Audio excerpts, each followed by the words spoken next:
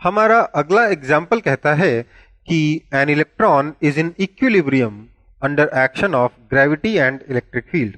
We need to find the magnitude and direction of electric field. हमें क्या कहा गया?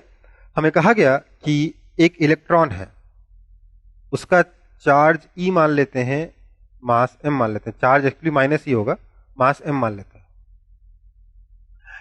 हमें कहा गया है कि ये जो इलेक्ट्रॉन है ये इलेक्ट्रिक फील्ड और ग्रेविटी की वजह से इक्विलिब्रियम में है। तो हमें मालूम है इस पे ग्रेविटेशनल फोर्स डाउनवर्ड डायरेक्शन में लगेगा mg, और क्योंकि ये इक्विलिब्रियम में है इसके ऊपर नेट फोर्स 0 होना चाहिए, मतलब इलेक्ट्रिक फील्ड इस पे अपवर्ड डायरेक्शन में फोर्स लगाना चाहिए।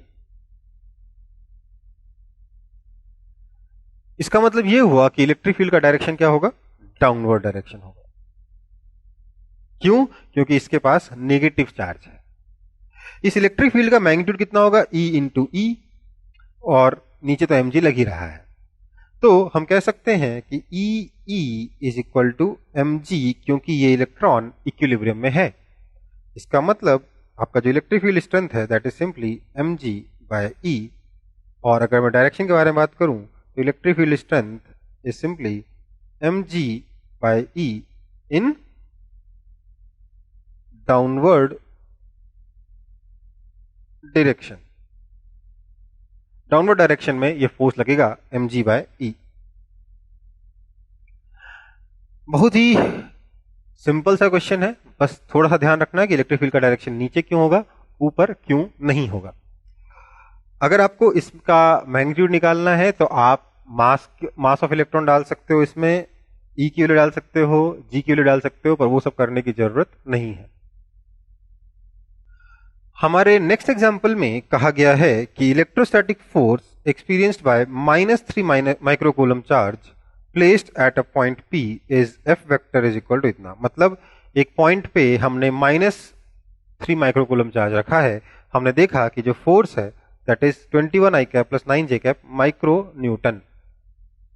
हमसे पूछा गया है कि find the electric field at point P। हमें इस पॉइंट P पर इलेक्ट्रिक फील्ड बताना है। और अगले पार्ट में पूछा गया है इफ -3 माइक्रोकूलम चार्ज जो ओरिजिनल चार्ज था it is replaced by 2 microcoulomb, what will be the force on this charge. अगर इस -3 माइक्रोकूलम चार्ज को हम रिप्लेस करते हैं 2 माइक्रोकूलम से तो इस चार्ज पे कितना फोर्स लगेगा। देखिए ये मेरे पास पॉइंट P है। हमने देखा कि जब चार्ज आपका रखा हुआ है Q1 is equal to -3 microcoulomb, तो हमने देखा कि जो फोर्स लगता है that is simply 21 I cap plus 9 J cap micro Newton.